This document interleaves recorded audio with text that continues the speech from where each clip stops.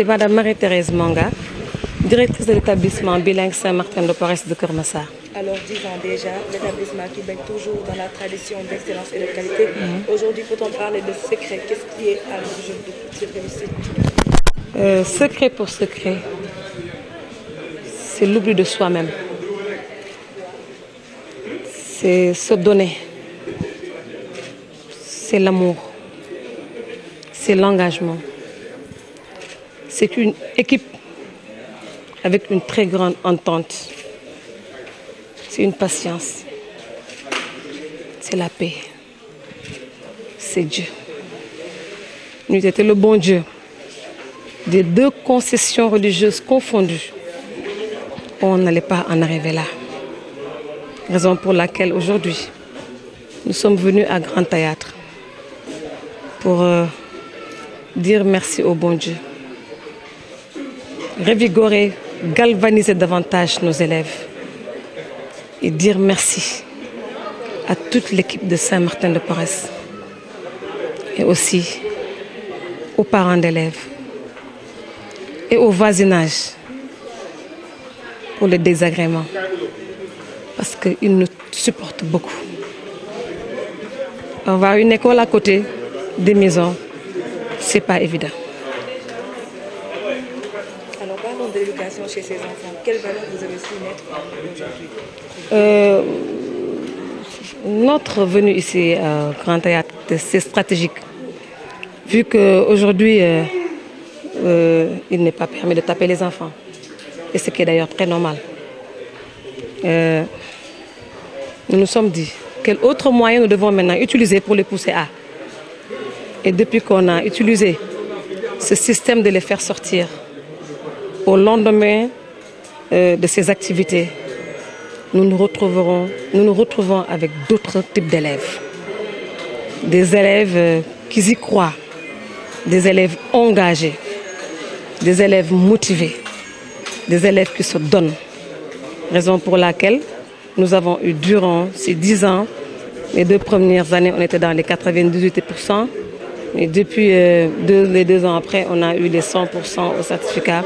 Et à l'entrée en 6e, ça fait un moment. Le BFM, les 4 promotions qui sont passées, on a eu 100% avec les 20 premiers du centre. Non seulement on les pousse au travail, mais on leur dit qu'il faut gagner avec la manière. Les enfants se battent, ils font tout pour être devant. Et nous souhaitons que tout cela va continuer. Alors tout à l'heure, M. Manga l'a indiqué, vous êtes parmi les 2 meilleurs établissements de l'inspection de l'équipe. Tout à fait. Et on nous l'a d'ailleurs dit il y a de cela une semaine. Donc cette nomination vient à son heure. Ça tombe bien.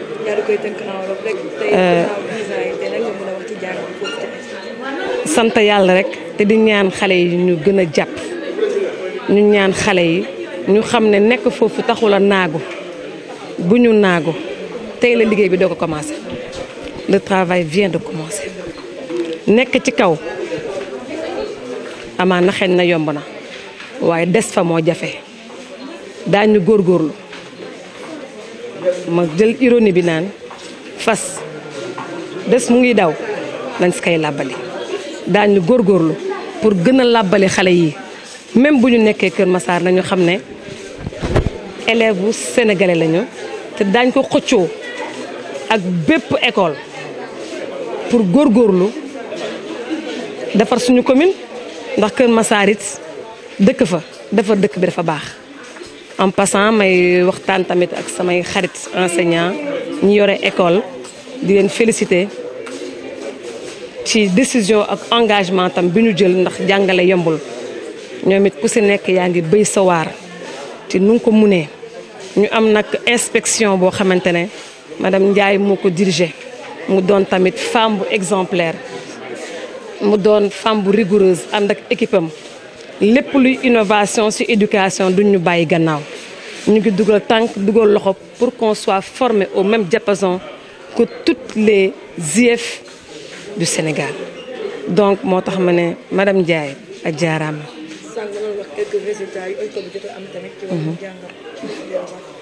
waaw résultat yi nee naa 100% la, ça fait un très bon moment mun naa ne sax ñaari at la ñuy am ay 98 bon booboog léegi nag ñuy ut yoon ba 100% yi ñëw 100% yi fi ne donc pour bañ 100% yi jóge fi ah moo tax nag dinañu utu yoon bu ne pour ngemb xale yi ñu góorgóorlu loolu mu ñu andi fii. BFM 4 générations la ñu am ñoom 100% la ñuy am ak 20 premiers du centre mais gërëm tamit école privée catholique bu ñu formé ndax fa la ñu jóge maak sama jëkkër ba ñu mettre en place projet bi. On a été bien formés. On a été bien formés par l'ONEX. Vraiment, nous leen di gërëm au passage ñu ngi gërëm église ci li ñu def su ñun éducation bi ñu def su ñun gëm-gëm bi ñu def su ñun formation bi ñu def su ñun ba tax tey ñun ñu mun a représenter formation boobu ci diwaanu Kër Massar.